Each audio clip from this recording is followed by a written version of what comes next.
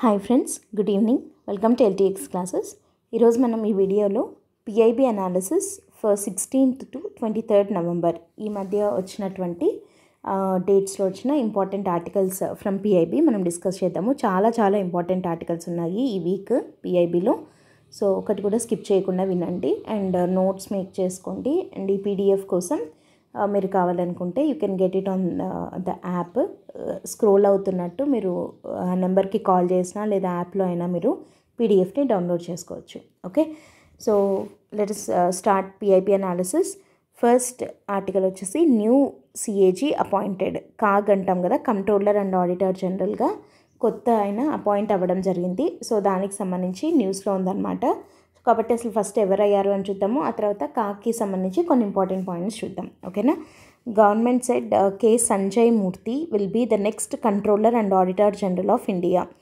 కొత్త controller and auditor general ఎవరు అంటే సంజయ్ మూర్తి అనమాట. ఈయన తెలుగు పర్సన్ అండ్ ఈయన 1989 బ్యాచ్ IAS ఆఫీసర్. అయితే తెలుగు ఆయన, కానీ ఈయన Himachal Pradesh cadre IAS officer అనమాట. And this person will succeed Girish Chandra Murmu. 2020లో Girish Chandra Murmu assumed office as controller and auditor general అనమాట. అయితే గిరీష్ చంద్ర ముర్ము గారి టర్మ్ November 20th కంప్లీట్ అయిపోతుంది. సో కాబట్టి Girish Chandra Murmu will be succeeded by K. Sanjay Murthy as new controller and auditor general of India అనమాట.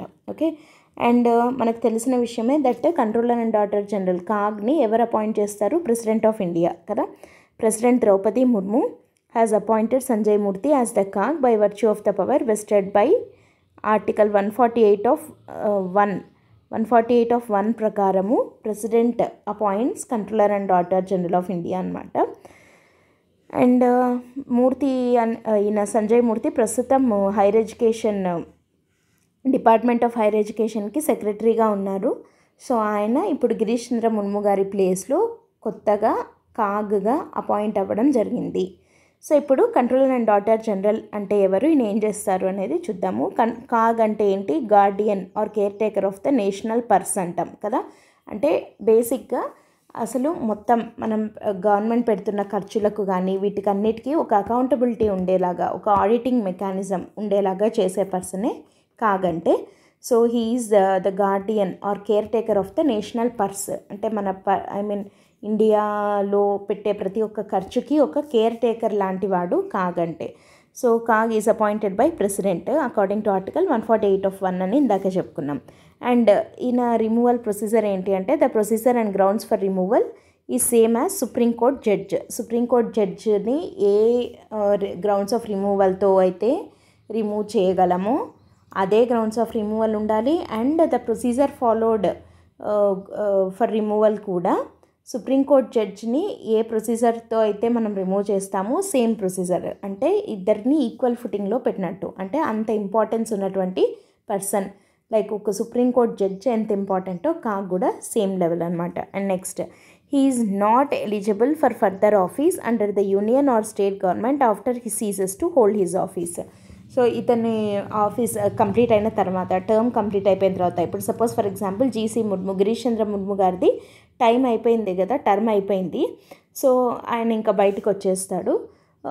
ఇప్పుడు he should not hold any office under central or state government. ఈ provision ఎందుకు పెడతారు అంటే to ensure the independent functioning of that particular office అనమాట. అంటే వేరే ఏ ప్రలోభాలకు లొంగకుండా ఇండిపెండెంట్గా, అంటే లైక్ నీ టర్మ్ అయిపోయిన తర్వాత like you will be placed in ఇంకా మంచి పొజిషన్ అట్లా అని చెప్పి ప్రలోభ పెట్టకుండా, అలాంటి ప్రలోభాలకు గురి అవ్వకుండా ఈయన అంటే లైక్ కాగ్ ఆఫీస్లో ఉన్న పర్సన్ ఇండిపెండెంట్గా ఫంక్షన్ చేసేందుకు గాను, దాన్ని ఎన్ష్యూర్ చేయడానికి గాను కాన్స్టిట్యూషన్లో ఉన్న ప్రొవిజన్ ఏంటి అని అంటే after ceasing to hold the office CAG cannot be appointed in any further office by central or any state government అనమాట. ఓకేనా. సో ఆ పాయింట్ ఒకటి. Next, the accounts of the union and of the states shall be kept in such form as the president may on the advice of the CAG prescribe. So union కానీ states కానీ CAG ఎలా చెప్తే president ద్వారా చెప్పిస్తారు అలా అకౌంట్స్ని maintain చేయాల్సి ఉంటుంది. And the reports of the CAG related to the accounts of union shall be submitted to the president who shall cause them to be laid before each house of the parliament. The reports of the CAG relating to accounts of the state shall be submitted to the governor of the state, who shall cause them to be laid before the legislature of the state. అంటే union యొక్క అకౌంట్స్ని CAG union యొక్క accounts అంతా చూసిన తర్వాత అది ఏదైతే ఉందో ఆ reports related to accounts of union CAG will submit them to president వాటిని పార్లమెంట్ హౌజెస్ 2 హౌజెస్ ముందర లే డౌన్ చేస్తారనమాట for their to go through them. 2 houses కూడా దాన్ని స్క్రూటినీ చేయడం కోసం గో త్రూ అవ్వడం కోసం అని చెప్పి president will place them before the parliament. ఏవి యూనియన్ గవర్నమెంట్కి సంబంధించి కాగిచ్చినటువంటి రిపోర్ట్స్ని ప్రెసిడెంట్కి ఇస్తే ప్రెసిడెంట్ పార్లమెంట్ ముందు పెడతారు. Likewise same way state గవర్నమెంట్కి సంబంధించిన రిపోర్ట్స్ని కూడా కాగ్ గవర్నర్కి ఇస్తారు. ఇక్కడ governor lays down them before 2 houses of the state legislature. ఒకవేళ 2 ఉంటే 2, 1 ఉంటే 1, బైకామరల్ అయితే 2 ఉంటే 2 ముందర governor place them before state legislature అనమాట. ఓకే, సో ఇక్కడ మనం గుర్తుపెట్టుకోవాల్సిన పాయింట్ ఏంటి, controller and auditor general of India అనే person he is common for both union as well as state governments, రెండిటికి ఇతనే ఉంటాడు. Okay, so the reports of the CAG parliament union గవర్నమెంట్ది వచ్చేసి ప్రెసిడెంట్కి, స్టేట్ గవర్నమెంట్ది వచ్చేసి గవర్నర్కి ఇవ్వడం జరుగుతుంది. అండ్ ఈయనకు సంబంధించిన ఆర్టికల్స్ ఏవి అంటే 148, 149, 150, 151 ఇవి అతని యొక్క పవర్స్ అండ్ ఫంక్షన్స్ గురించి డిస్క్రైబ్ చేసే ఆర్టికల్స్. ఓకే, సో ఇక్కడ మనం కరెంట్ అఫైర్స్ నుంచి బ్యాక్ టు స్టాటిక్ ఒకసారి లింక్ చేసుకున్నాము. కొత్తగా Sanjay Murthy was appointed as new controller and auditor general of India by succeeding Girish Chandra Murmu. So ఆయన టర్మ్ అయిపోయింది కాబట్టి. అండ్ ఇక్కడ కంట్రోలర్ అండ్ ఆడిటర్ జనరల్ని ఎవరు అపాయింట్ చేస్తారంటే president according to article 148 of 1. Removal grounds కానీ రిమూవల్ ప్రొసీజర్ కానీ సిమిలర్ టు సుప్రీంకోర్టు జడ్జి ఉంటుంది. And మరి ఇంక ఇతను చేసే పని ఏంటి అని అంటే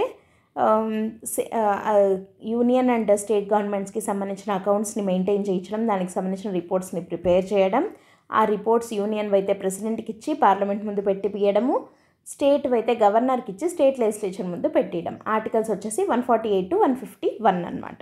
ఓకే, సో ఇది first one, new CAG was appointed. Okay, let us move on to the second article. Second article వచ్చేసి another important article from SNT. ఇది డిఫెన్స్కి సంబంధించి ఆర్టికల్. ఇది ఏంటది అని అంటే DRDO carries out successful flight trial of India's first long range hypersonic missile off the Odisha coast. So long range hypersonic మిసైల్ని India సక్సెస్ఫుల్గా test fire చేయడం జరిగింది. ఎక్కడి నుంచి చేసింది, అసలు దీని ఇంపార్టెన్స్ ఏంటి, లైక్ దీని ఫీచర్స్ ఏంటి, దీని సిగ్నిఫికెన్స్ ఏంటి అనేది చూద్దాం. ఓకే, సో అంటే ఇది టెస్ట్ ఫైర్ చేసిన తర్వాత సక్సెస్ఫుల్గా టెస్ట్ ఫైర్ చేశాం కాబట్టి మనం కూడా అడ్వాన్స్డ్ హైపర్సోనిక్ వెపన్స్ ఉన్న కొన్ని కంట్రీస్ లిస్ట్లోకి మనం చేరడం జరిగిందనమాట. ఓకే, ఇన్ డిఫెన్స్ టెక్నాలజీ ఇది ఒక ఇంపార్టెంట్ మైల్ స్టోన్ అని చెప్పచ్చు. So it builds upon DRDO's hypersonic technology demonstrator vehicle HSTDV programme అంటారు.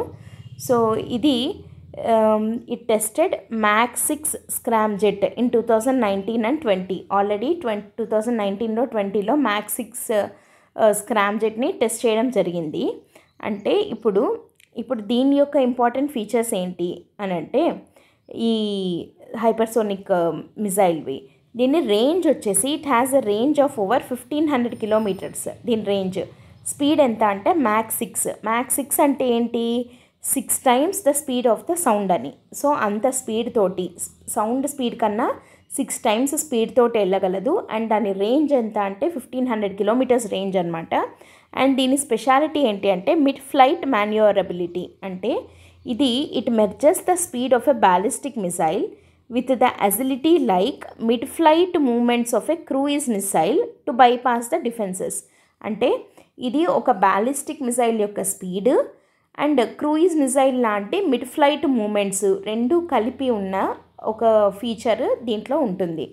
And advanced tracking, it utilises advanced multi domain monitoring systems for precise టార్గెట్ని ఎగ్జాక్ట్గా ప్రిసైజ్గా అటాక్ చేయడం కోసం ఇది చాలా హెల్ప్ అవుతుంది.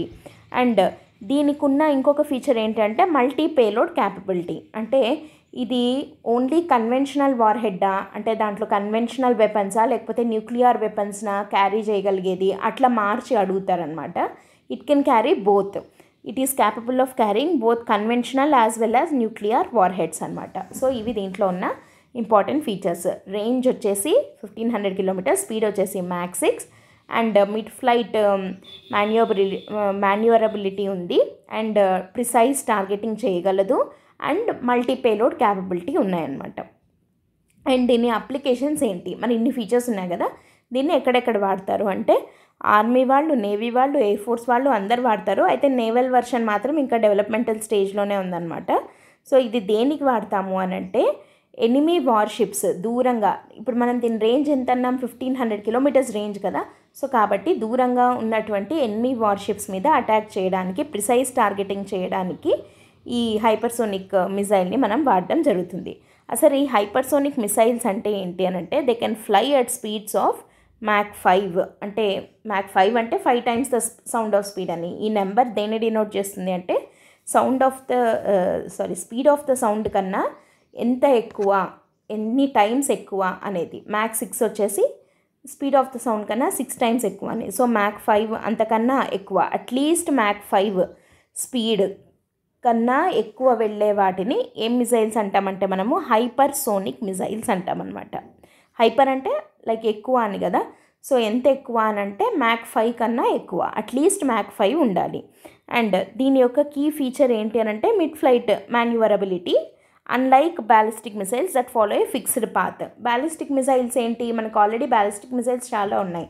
సో ఆ బ్యాలిస్టిక్ మిసైల్స్కి వీటికి తేడా ఏంటి అని అంటే బ్యాలిస్టిక్ మిసైల్స్ ఒక ఫిక్స్డ్ పాత్లో మాత్రమే టార్గెట్ చేయగలవు, కానీ ఈ హైపర్సోనిక్ మిసైల్స్ వచ్చేసి మధ్యలో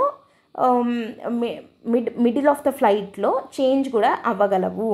so there are 2 types of hypersonic weapons అనమాట. ఒకటి వచ్చేసి హైపర్సోనిక్ గ్లైడ్ వెహికల్స్ అని ఉంటాయి, హైపర్సోనిక్ క్రూయిజ్ మిసైల్స్ అని ఉంటాయి. సో ఇట్లా 2 typesగా ఉన్నాయన్నమాట ఈ హైపర్సోనిక్ మిసైల్స్ అనేవి. హైపర్సోనిక్ గ్లైడ్ వెహికల్స్ అనేవి ఏంటి అని అంటే రాకెట్ నుంచి లాంచ్ చేస్తారు. అవి టార్గెట్ మీదకి ఇట్లా గ్లైడ్ అయ్యి, అంటే లైక్ ఇట్లా వెళ్ళిపోతాయి అన్నమాట. హైపర్సోనిక్ క్రూయిజ్ మిసైల్స్ ఏంటి అని అంటే they are powered by scramjets after locking on to the target. అంటే స్క్రామ్ జెట్స్ లాంచ్ చేస్తే వాటిని హైపర్సోనిక్ క్రూయిజ్ మిసైల్స్ అంటాం. If it is launched using a rocket then it we call it as hypersonic glide vehicles. So ఇట్లా 2 types of hypersonic weapons అనేవి ఉన్నాయన్నమాట. So ఓవరాల్గా ఏంటి అని అంటే అబ్దుల్ కలాం ఐలాండ్ అని ఉంది కదా మనకి of the Odisha coast. So అక్కడి నుంచి డిఆర్డిఓ ఒక ఇండియా యొక్క ఫస్ట్ లాంగ్ రేంజ్ హైపర్సోనిక్ మిసైల్ని సక్సెస్ఫుల్గా టెస్ట్ చేయడం జరిగింది.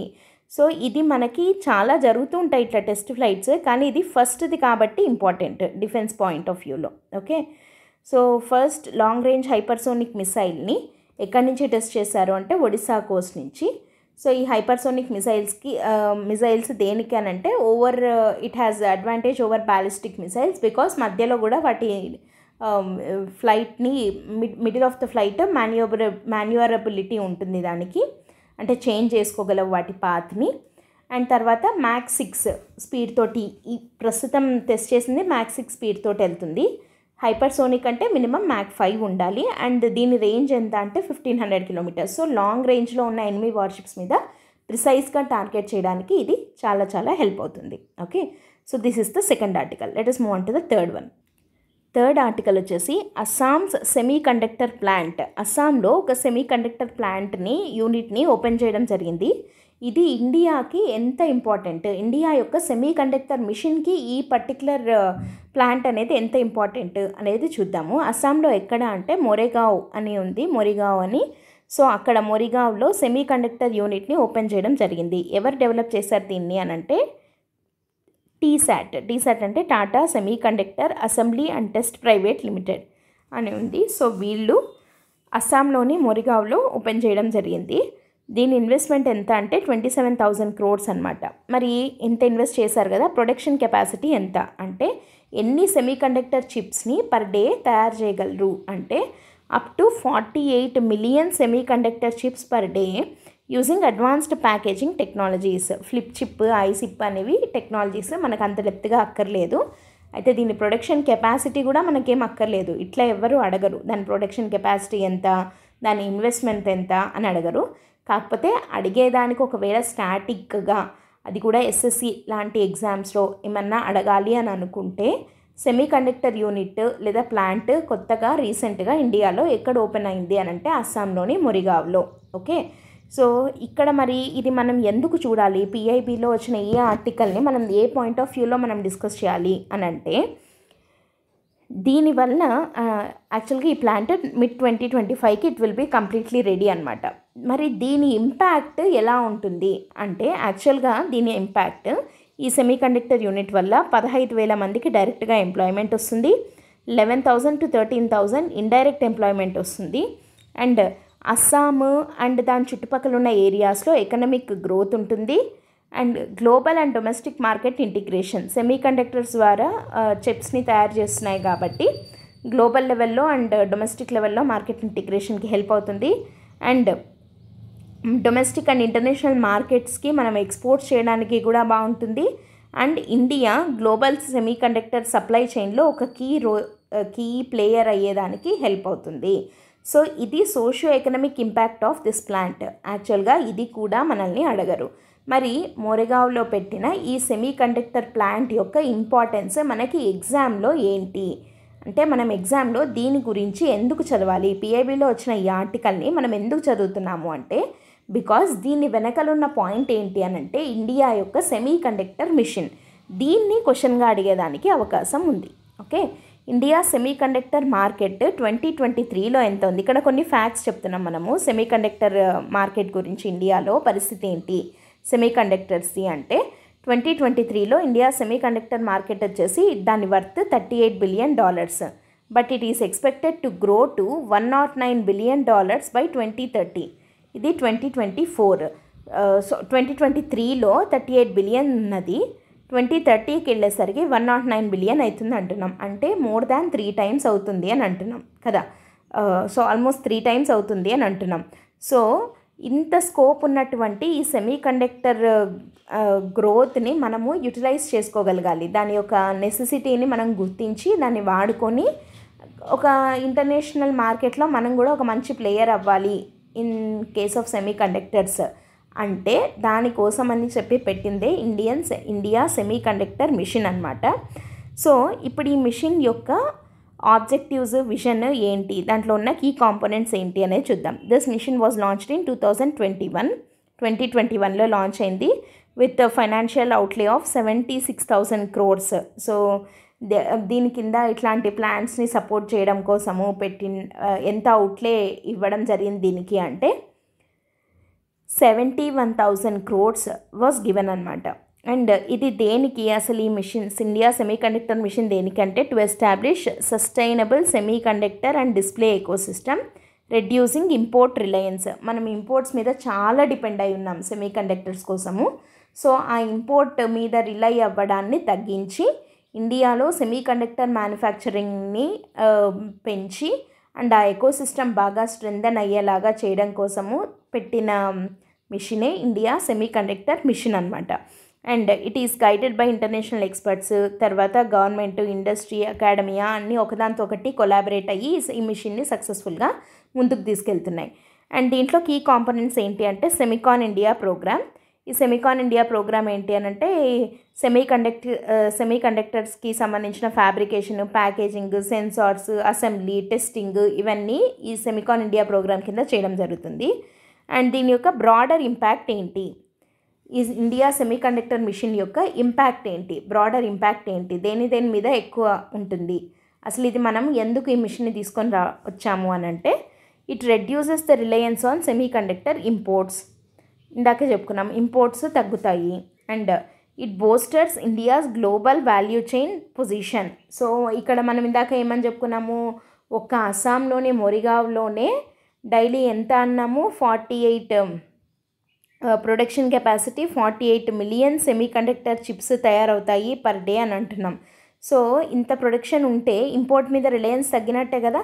అండ్ గ్లోబల్ వాల్యూ చైన్కి మనం మంచి గ్లోబల్ వాల్యూ చైన్లో మనం మంచి పొజిషన్లో మనం ఉండగలగచ్చు కదా, if it is ready. Then it drives innovation and strengthens in India's technology foundation. So semiconductors అనే దానికి చాలా లైక్ దాని యొక్క బెనిఫిట్స్ అనేవి చాలా ఉన్నాయి మిగతా ఫీల్డ్స్లో కూడా. సో ఆ స్పిల్ ఓవర్ ఎఫెక్ట్స్ అన్నీ వేరే ఫీల్డ్స్ మీద ఉంటాయి కాబట్టి ఆ టెక్నాలజీతో ఆ ఇన్నోవేషన్తో we can have many advantages. And next తర్వాత it supports economic reliance, self reliance, economic resilience, self reliance and job creation. దీని ద్వారా మనం ఒక్క ప్లాంట్ వల్లనే మనము ఎన్ని డైరెక్ట్ అండ్ ఇండైరెక్ట్ ఎంప్లాయ్మెంట్ వస్తుంది అని చెప్పుకున్నాము. సో అదొకటి. తర్వాత సెల్ఫ్ రిలయన్స్, ఆత్మనిర్భరత అనేది మనం అచీవ్ చేయొచ్చు. దేర్బై మన ఎకానమీ ఇంకా రెసిలియంట్ అవుతుంది. అంటే గ్లోబల్ షాక్స్తో మనము సఫర్ అవ్వకుండా ఇంకా రెసిలియంట్గా అంటే ఇంకా స్ట్రాంగ్గా మన ఎకానమీ అనేది తయారవుతుంది. And it advances India standing in global digital economy amid growing semiconductor demand. So విపరీతంగా సెమీకండక్టర్స్కి డిమాండ్ ఉంది కాబట్టి గ్లోబల్ డిజిటల్ ఎకానమీ అనేది ఇంకా గ్రో అవుతూనే ఉంది కాబట్టి సో ఇట్లాంటి సందర్భంలో ఇండియాలో ఇట్లాంటి ప్లాంట్స్ రావడము, ఇండియా సెమీకండక్టర్ మిషన్ అని చెప్పి దానికి పర్టికులర్గా 76,000 crores అలొకేట్ చేసి వాటిని ఎంకరేజ్ చేయడము అనేది మంచి స్టెప్ అవుతుంది to make India a key player in global level అనమాట. ఇంటర్నేషనల్ మార్కెట్స్లో సెమీకండక్టర్ మార్కెట్లో ఇండియా మంచి ప్లేయర్ అయ్యేదానికి స్కోప్ ఇవ్వగలిగే ఒక సపోర్టివ్ మిషనే ఇండియా సెమీకండక్టర్ మిషన్. సో ఇక్కడ ఏంటి అనంటే క్వశ్చన్ ఇండియా సెమీకండక్టర్ మిషన్ గురించి వస్తుంది. ఓకే, సో సెమీకండక్టర్ మిషన్ గురించి Semicon India programme, semiconductor mission గురించి క్వశ్చన్ వస్తే మనం సెమికాన్ ఇండియా ప్రోగ్రాము గురించి రాయాలి. అండ్ దాంతోపాటు ఇంకా గవర్నమెంట్ తీసుకుంటున్న ఇనిషియేటివ్స్ సపోర్ట్ ఎట్లాంటివి అని అంటే రీసెంట్గా అస్సాంలో కూడా మొరిగావ్ ప్లాంట్ స్టార్ట్ అయింది అన్న పాయింట్ని మనం ఆన్సర్లో ఒక పాయింట్గా పెట్టాలన్నమాట ఈ ఆర్టికల్ని. ఓకేనా, సో పిఐబిలో ఒక ఆర్టికల్ వచ్చింది అని అంటే దాని బ్యాక్డ్రాప్ ఏంటి, దాని వెనకల ఏం మెయిన్ కోర్ టాపిక్ ఏది ఉంది, సో దాని మీద క్వశ్చన్ వచ్చేదానికి అవకాశం ఉంటుంది. యాజ్ ఇట్ ఈజ్గా ఇది అస్సాం ప్లాంట్ గురించే ఇవ్వాలి క్వశ్చన్స్ అని లేదు. Okay, so we can expect this particular topic in case of prelims అయినా చేయొచ్చు, మెయిన్స్లో అయితే ఇంకా ఎక్కువ స్కోప్ ఉంది ఇండియా సెమీకండక్టర్ మిషన్ గురించి అడగడానికి. దాని ఆబ్జెక్టివ్స్ ఏంటి, దాని బెనిఫిట్స్ ఏంటి, మనము సోషియో ఎకనామిక్ ఇంపాక్ట్ అని అన్నాం కదా, అట్లా అని పెట్టి రాయొచ్చు, లేదా బ్రాడర్ ఇంపాక్ట్ అని ఇక్కడ ఉన్న పాయింట్స్ని ఇంకా కొంచెం ఎలాబరేట్ చేసి రాస్తే సరిపోతుందన్నమాట. Okay, let us move on to the next article. Next వచ్చేసి కొన్ని సిరీస్ ఆఫ్ ఆర్టికల్స్ ఉన్నాయి. ఇదేంటంటే మనకి COP29 అవుతుంది కదా అజర్బైజాన్లో బాకులో. సో దానికి సంబంధించి అక్కడ తీసుకున్న ఇనిషియేటివ్స్ వాటి మీద ఇండియా స్టాండ్ ఏంటి అనేది. అయితే ఇక్కడ 7th ఆర్టికల్ వచ్చేసి మొత్తం అన్నిటివి కలిపి ఒక సమ్మరీ లాగుంది. అండ్ 4, 5, 6 దీనిపైన వచ్చే ఆర్టికల్స్ వచ్చేసి ఒక్కొక్క దాని గురించి ఇంకా కొంచెం డెప్త్గా ఎక్స్ప్లెనేషన్ ఉందన్నమాట. సో మనం ఏంటంటే ఫస్ట్ అసలు ఇండియా వేటి గురించి ఏమనింది అనేది ఫస్ట్ సమ్మరీ చూసేద్దాము. ఆ తర్వాత 1 by 1 మనం డిస్కస్ చేసుకుంటూ వెళ్దాం. ఓకే, సో ఫస్ట్ వచ్చేసి at COP29 in Baku Azerbaijan India made significant interventions focusing on the need for equitable and fair climate action especially for developing nations. So మనము climate action అనేది developing nations పట్ల ఇంకా ఈక్విటబుల్గా ఉండాలి, ఇంకా ఫెయిర్గా ఉండాలి developed countries అన్నట్టు మనం ఓవరాల్గా ఇండియా మాట్లాడడం జరిగిందనమాట. అయితే అసలు ఇండియా స్టాండ్ ఏంటి, COP29లో ఇండియా వేటి గురించి ఏమేమనింది, వేటిని రిజెక్ట్ చేస్తే ఎందుకు చేసింది, ఈ పాయింట్స్ అన్నీ ఒకసారి సమ్మరీ లాగా చూసేద్దాం. తర్వాత 1 by 1 డిస్కస్ చేద్దాం. ఫస్ట్ వచ్చేసి India's general standard COP29. So India raise చేసిన కన్సర్న్స్ ఏంటి అని అంటే డిస్ప్రపోర్షనేట్ క్లైమేట్ ఇంపాక్ట్. అంటే ఇండియా ఏమని ఎంఫసైజ్ చేసింది అని అంటే క్లైమేట్ చేంజ్ వల్ల అంటే గ్లోబల్ వార్మింగ్, క్లైమేట్ చేంజ్ దాని యొక్క కాన్సిక్వెన్సెస్ అనేవి డెవలపింగ్ కంట్రీసే ఎక్కువ ఫేస్ చేయాల్సి వస్తుంది because of financial and technical resources developing countries దగ్గర తక్కువ ఉండడం వల్ల. అంటే ఇండియా ఏమని స్ట్రెస్ చేస్తోంది, ఇందాక మనం అన్నట్టు fair climate action, equitable and fair climate action ఉండాలి అన్నాం కదా. సో ఇక్కడ మనం ఏమని చెప్తున్నాము అంటే క్లైమేట్ చేంజ్ అండ్ దాని కాన్సిక్వెన్సెస్ అనేవి ఈ డెవలపింగ్ కంట్రీస్ ఏవైతే ఉన్నాయో అవి గ్లోబల్ ఎమిషన్స్కి వాటి కంట్రిబ్యూషన్ తక్కువ ఉంది. ఎందుకంటే డెవలప్డ్ కంట్రీస్ తోటి కంపేర్ చేసి చూస్తే డెవలపింగ్ కంట్రీస్ చేసే ఎమిషన్స్ అవన్నీ తక్కువే ఉంటాయి. కానీ గ్లోబల్ క్లైమేట్ చేంజ్ యొక్క కాన్సిక్వెన్సెస్ని ఎక్కువగా ఫేస్ చేస్తున్నవేవి అని అంటే డెవలపింగ్ నేషన్స్ అని చెప్పి చెప్తోందనమాట. India emphasised that developing countries are disproportionately affected. Proportionately అంటే ఏంటి, మనం ఎంత హామ్ చేస్తే మనం అంత ఎఫెక్ట్ అయితే ప్రపోర్షనేట్లీ, కానీ ఇక్కడ మనం డిస్ప్రపోర్షనేట్లీ అంటున్నాం. అంటే మనము గ్లోబల్ క్లైమేట్ చేంజ్కి కారణం అవ్వడానికి, అంటే ఆ గ్లోబల్ ఎమిషన్స్ ఏవైతే ఉన్నాయో అది మనం చేసిన దానికన్నా ఎక్కువగా మనం ఈ క్లైమేట్ చేంజ్ యొక్క ఇంపాక్ట్ని భరించాల్సి వస్తుంది. Not just India, the developing nations అని చెప్పి ఇండియా వాదించింది. ఓకే, ఇండియా రైజ్ చేసిన కన్సర్న్ అది. నెక్స్ట్ రెండోది ఏంటి అని అంటే డెవలప్డ్ నేషన్స్ వాటి యొక్క రెస్పాన్సిబిలిటీస్ని ఫుల్ఫిల్ చేయలేదు. Unfulfilled responsibilities of the developed nations అంటే ఏంటి అంటే అవి ఇచ్చిన కమిట్మెంట్స్ని అవి నిలబెట్టుకోలేదు in providing financial as well as technological support to the developing nations. ఇప్పుడు డెవలప్డ్ కంట్రీస్ ఆల్రెడీ ఎమిషన్స్ అన్నీ విపరీతంగా చేసేసి వాటి ఎఫెక్టే మనం ఇప్పటికి అనుభవిస్తున్నాం క్లైమేట్ చేంజ్ అని. మరి అట్లాంటి developed nations they promised that developing నేషన్స్కి మేము హెల్ప్ చేస్తాము ఫైనాన్షియల్గా కానీ టెక్నాలజికల్ పరంగా కానీ ఈ క్లైమేట్ చేంజ్ని ఎదుర్కోవడంలో అని చెప్పి చేసిన ప్రామిస్ని అవి ఫుల్ఫిల్ చేయలేదు అని ఈ రెండు కన్సర్న్స్ని ఇండియా జనరల్గా రైజ్ చేయడం జరిగింది డ్యూరింగ్ COP29. అండ్ ఇక్కడ పర్టికులర్గా ఇండియా మాట్లాడిండేది దేని గురించి అని అంటే మిటిగేషన్ వర్క్ ప్రోగ్రామ్. ఇది ఫస్ట్ మనము నెక్స్ట్ మళ్ళీ డెప్త్గా డిస్కస్ చేయబోయే ఫస్ట్ కీ ఇష్యూ ఏంటి అని అంటే మిటిగేషన్ వర్క్ ప్రోగ్రామ్ అనమాట. India denied a top down approach imposed by developed nations, advocating instead of a bottom-up, non-prescriptive approach that respects national sovereignty and aligns with Paris Agreement principles. అంటే ఇక్కడ ఈ mitigation work ప్రోగ్రాంలో ఏం జరిగింది అంటే జనరల్గా bottom-up approach follow అవుతాం. దాని బదులు ఈ మిటిగేషన్ వర్క్ ప్రోగ్రాంలో they follow top down approach. So కాబట్టి దాన్ని ఇండియా డినీ చేయడం జరిగింది. అంటే ఇక్కడ ఇండియా ఏమంటోంది అని అంటే మన నేషన్ యొక్క సావర్నిటీకి అగెయిన్స్ట్గా ఉండే వాటిని మేము ఫాలో అవ్వము అని చెప్పి ఇండియా చెప్పడం జరిగిందనమాట. India expressed frustration with developed countries reluctance to engage on the climate finance and technology transfer which are vital for enabling ambitious climate actions in developing nations. So మీరు developed nations మాత్రము climate ఫైనాన్స్లో కానీ technology ట్రాన్స్ఫర్లో కానీ అసలు ఏ మాత్రము చొరవ చూపించట్లేదు. You are reluctant to provide climate finance or to transfer the technology to developing nations in our fight against climate change అని చెప్పి ఇండియా ఫ్రస్ట్రేట్ అవ్వడం జరిగింది.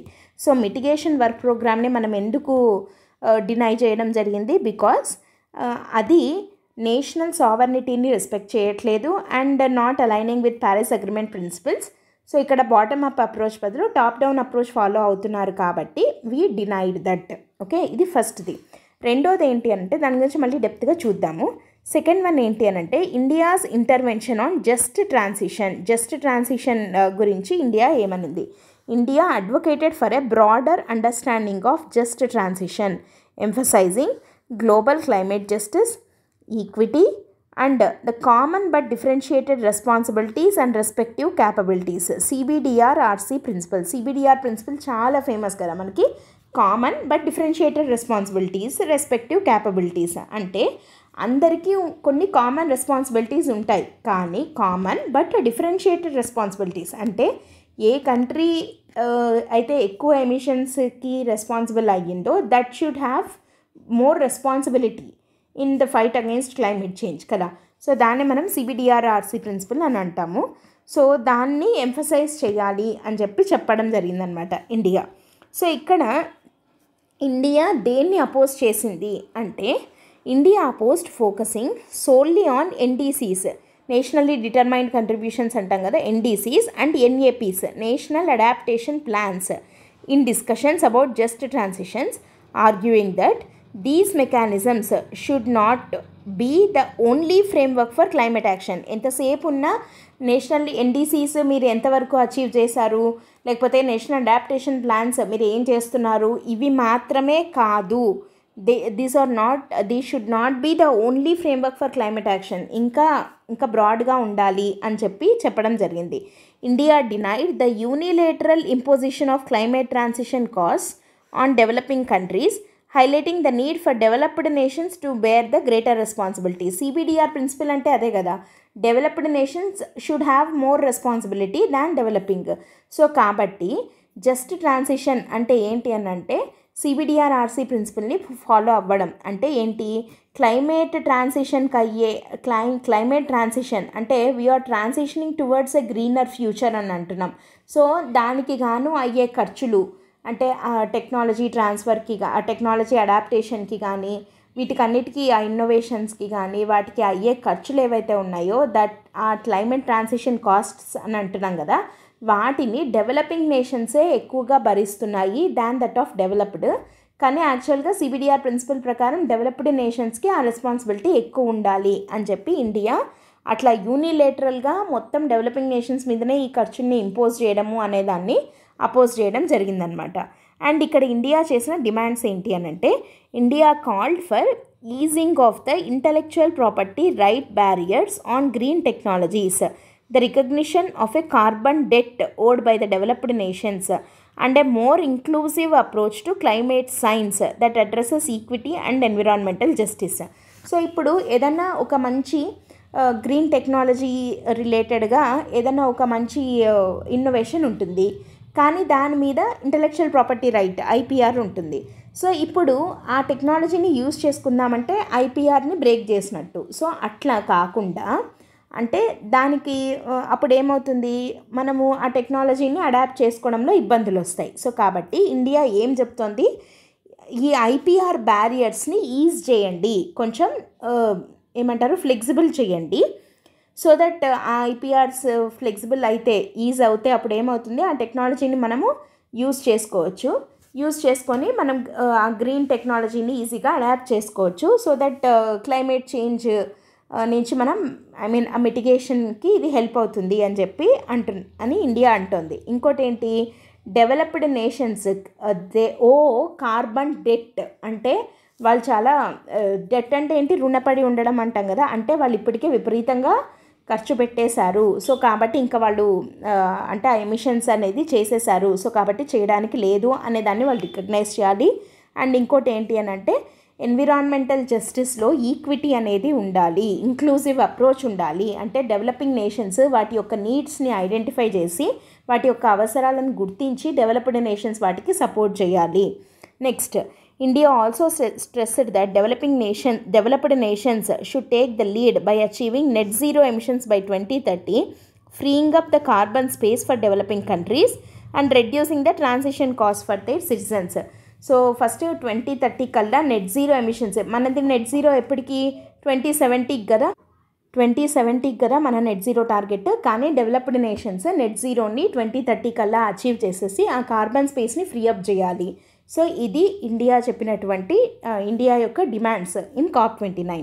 అండ్ నెక్స్ట్ థర్డ్ దేని గురించి మాట్లాడింది అంటే India's intervention on climate change mitigation.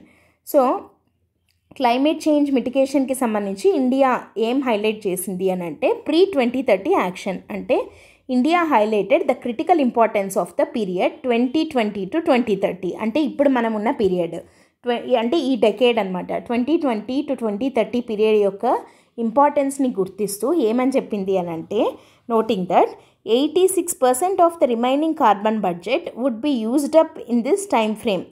It called for bold actions from developed nations to cut emissions, emphasizing equity and CBDRRC principle. మళ్ళీ again same పైన పాయింట్సే. అంటే ఇప్పుడు ఇంకా డెకేడ్కి సంబంధించి ఉన్న కార్బన్ బడ్జెట్ని మొత్తం యూజ్ చేసేసుకుంటే ఎట్లా, ఇప్పుడు it called for the bold actions from developed nations వాటి యొక్క ఎమిషన్స్ని కట్ చేసుకొని ఈక్విటీని ఎంఫసైజ్ చేయాలి. అంటే ఈక్విటీ అంటే ఏంటి, డెవలపింగ్ నేషన్స్కి కార్బన్ స్పేస్ ఎక్కువ ఇవ్వాలి when compared to that of developed nations, ఎందుకంటే అవి ఆల్రెడీ ఎక్కువ ఎమిషన్స్ చేసేసాయి కాబట్టి.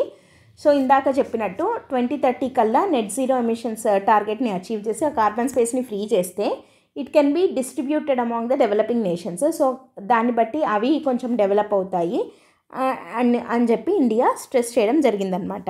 అండ్ ఇక్కడ India denied any approach that would burden developing nations with the historical failures of mitigation by developed countries. ఇంతకుముందు ఎప్పుడో developed countries అన్నీ బాగా ఎమిషన్స్ చేసేసి సో వాటిని మిటిగేట్ చేయలేక ఫెయిల్ అయిన దాని ఇంపాక్ట్ని ఇప్పుడు డెవలపింగ్ నేషన్స్ ఆ బర్డన్ ఎందుకు బేర్ చేయాలి అని అంటోంది ఇండియా.